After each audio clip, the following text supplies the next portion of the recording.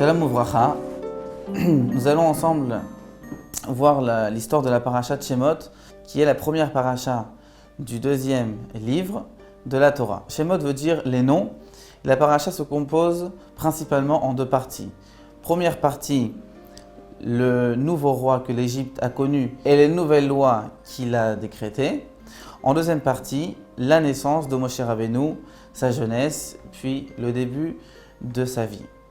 Alors, la Torah nous raconte que le peuple juif s'est multiplié en terre de Goshen, la terre que Pharaon avait offerte à Yosef et à sa famille, au Bnei Israël, au point où Pharaon et ses conseillers ont eu peur en voyant ce peuple-là qui se multipliait au sein même de l'Égypte.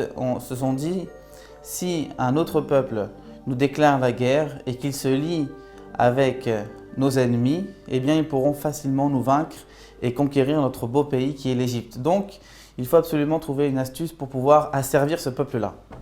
Et donc, Pharaon a donné l'exemple en tant que bon chef de gouvernement, bon roi, s'est mis lui-même à l'œuvre et a demandé à l'ensemble de ses citoyens de venir l'aider pour construire une Égypte puissante, une Égypte conquérante. Et il a commencé avec la construction des villes Pithom et Ramsès. Immédiatement, bien entendu, les Égyptiens et parmi eux les Juifs, donc tous les citoyens égyptiens, se sont mis à l'œuvre pour construire ce bel empire. Et puis petit à petit, Pharaon s'est retiré, les Égyptiens se sont retirés jusqu'à ce que les Juifs seuls sont restés donc à l'œuvre. Et peu à peu, Pharaon a arrêté de les payer et a commencé à les asservir. Et la Torah nous dit que là, les Juifs ont connu le début d'un esclavage terrible qui allait durer 210 ans, dans lesquels il allait être battu. Ils allaient devoir fournir à Pharaon une Égypte bâtie de leurs mains. Et donc la cruauté du roi Pharaon ne s'arrêta pas là.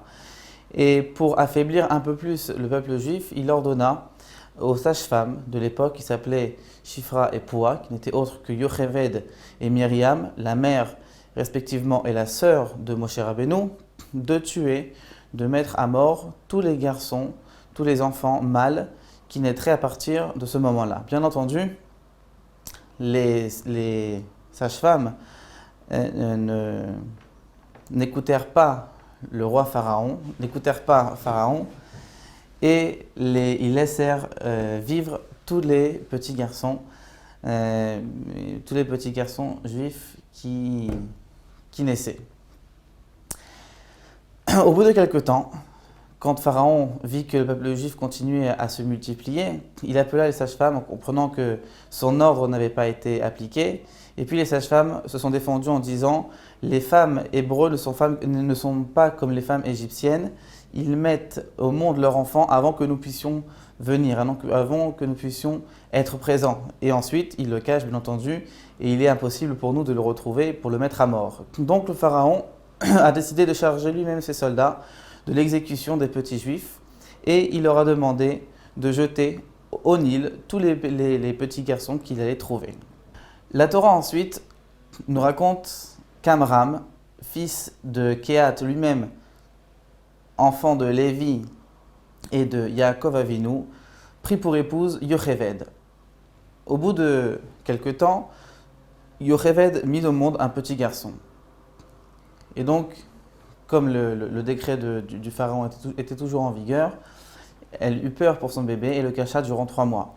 Au bout de 3 mois, ne pouvant plus le cacher chez elle, elle décida de le mettre à l'eau dans un panier d'osier en mettant sa grande sœur Myriam, en postant sa grande sœur Myriam près du Nil pour le surveiller.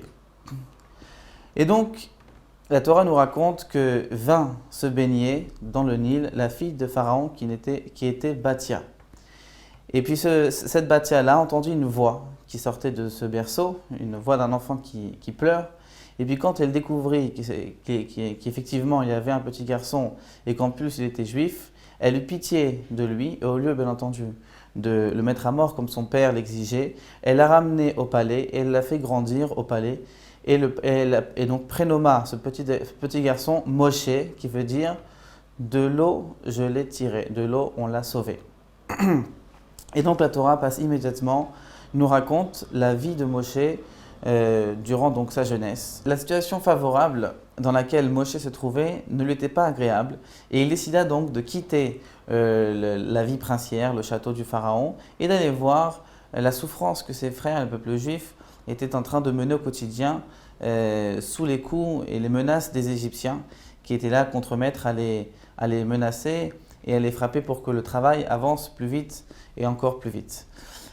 Moshe, la Torah nous raconte, vit un jour un Égyptien frapper un Juif. Et Moshe ne supporta pas cette scène et maudit l'Égyptien en prononçant le Shem Memphora, qu'on appelle le nom ineffaçable de Dieu, qui est le nom ineffaçable de Dieu qui permet de faire des miracles. Et l'Égyptien mourut sur le coup. La Torah nous raconte que Moshe prit ensuite le corps de l'Égyptien et l'enterra dans le sable. Ce détail aura son importance dans quelques parachiotes quand les premières plaies commenceront à s'abattre sur les Égyptiens. Nous le verrons la semaine prochaine. En tout cas, quand Pharaon apprit que Moshe avait tué un des Égyptiens, se mit en colère et voulut mettre à mort Moshe Rabbeinu. Moshe Rabbeinu n'avait donc d'autre choix que de s'enfuir. Et il s'enfuit, la Torah nous raconte, dans un pays qui s'appelait Midian, un pays idolâtre, où il fut accueilli par une personne qui s'appelait Yitro, qui lui proposa sa fille Tzipora, avec laquelle Moshe se maria et eut un enfant qu'il appelait Gershom, qui voulait dire Ger Haïti Beret Nochia, c'est-à-dire je suis étranger dans un pays étranger. Voilà pourquoi est-ce que Moshe a appelé son fils Gershom. Moshe fut ensuite le berger des troupeaux de son beau-père. Donc, durant un de ses déplacements avec le troupeau, Moshe remarqua un buisson qui était en train de brûler. Et fait étrange, rarissime, le buisson brûlait sans se consumer. Moshe s'approcha pour regarder d'un peu plus près ce miracle. Et là, tout d'un coup, il entendit une voix qui lui dit « Moshe, retire tes chaussures, car l'endroit sur lequel tu te tiens est saint. » Donc immédiatement, Moshe retira ses chaussures. Et là, Dieu se révéla pour la première fois à Moshe Rabbeinu en lui disant « Je suis le Dieu d'Abraham, Yitzhak et de Yaakov. Je t'ai choisi à toi pour que tu puisses sortir mon peuple d'Égypte, car j'ai entendu les cris et les douleurs que les Égyptiens lui font subir. Je t'ai choisi donc toi pour que tu puisses sortir mon peuple d'Égypte. » Et là, Moshe Rabbeinu, il a s'ensuit un dialogue entre Moshe Rabbeinu et Hachem. Une fois, Moshe Rabbeinu refusait. La deuxième fois, Dieu reproposait. Moshe Rabbeinu refusait. Jusqu'à ce que, finalement, Dieu excédé, dit à Moshe Rabbeinu, écoute, c'est vrai que tu ne peux pas, tu me demandes de ne pas y aller car tu as des difficultés à parler, tu es bègue. J'enverrai donc Aaron avec toi, qui sera ton interprète. Je te parlerai à toi, tu transmettras mes paroles à Aaron, qui les transmettra lui-même au roi Pharaon. Et donc à vous deux, vous demanderez à Pharaon de laisser sortir mon peuple d'Égypte. Moshe, quand il reçut cette mission, retourna en Égypte. Et puis sur le chemin, la Torah nous raconte qu'un serpent menaçait de tuer Moshe Rabbeinu. Et donc Tzipora, la femme de Moshe Rabbeinu, voyant cette scène, eut peur pour la vie de son mari, comprit immédiatement que le serpent menaçait son mari car Moshe avait omis de faire la brit mila, de circoncire leur fils Gershom. Donc immédiatement, elle fit la circoncision de son fils et le serpent abandonna Moshe Rabbeinu et le laissa en paix. Moshe retourna donc en Égypte et sur le chemin rencontra son frère Aaron. Ils s'embrassèrent, ils s'enlacèrent, heureux de se retrouver après ces nombreuses années d'absence.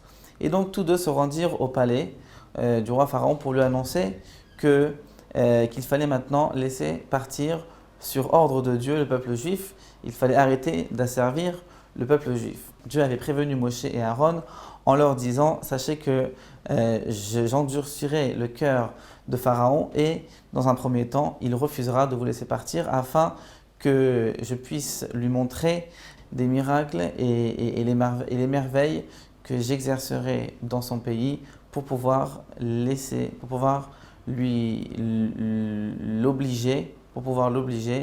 à faire sortir mon peuple. » Moshe et Aaron ensuite partir vers les Bnei Israël en leur annonçant que l'heure de la délivrance avait sonné. Les Bnei Israël, bien entendu, ne les crurent pas tout de suite. Et là, Moshe Rabbeinu fit devant eux 3 miracles qui les a convaincus qu'il était bien envoyé de Dieu. Premier miracle, Moshe a pris le bâton de Moshe, comme on l'appelle communément, qui était donc un bâton, pour retracer un peu son histoire, qui avait été donné à Adam Arishon, le premier homme dans le Gan Eden, sur lequel était gravé le nom de Dieu avec les initiales des 10 plaies que Dieu allait envoyer sur les Égyptiens. Donc c'est un bâton extrêmement saint qui était passé donc de Adam en passant par Noir jusqu'à finalement arriver chez Moshe Rabbeinu. Et donc ce bâton, Moshe le jeta par terre et il se transforma en serpent. Et ensuite, Moshe Rabbeinu rattrapa le bâton dans sa main et il redevient bâton.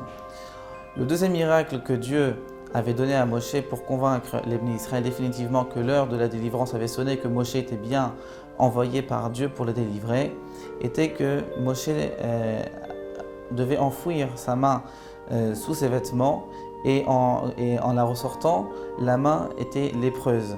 Et ensuite, Moshe Rabbeinu a réintroduit sa main à l'intérieur de ses vêtements et puis sa main était, sa peau avait repris un teint normal. Et le troisième miracle est que Moshe et Aaron ont transformé de l'eau en sang et ensuite ont retransformé du sang à de l'eau classique. Voilà un peu les miracles, les 3 miracles que Moshe a fait devant le peuple juif pour les convaincre que l'heure de la délivrance avait sonné et que Dieu les avait bien envoyés pour les libérer. Shabbat Shalom.